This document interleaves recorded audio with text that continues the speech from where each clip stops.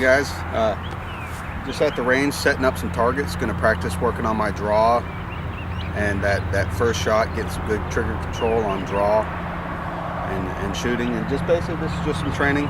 Glock 34 here. This is basically what I run when shooting the USPSA competitions. Not the biggest or best stuff out there, but it works for me. So let's get started.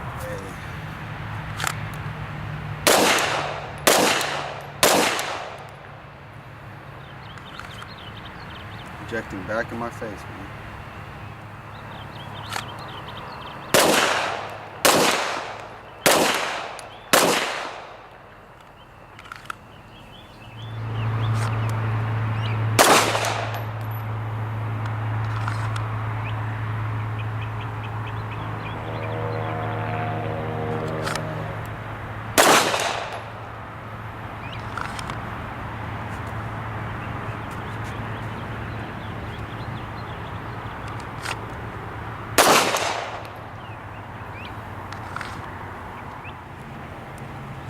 I'm gonna do one shot and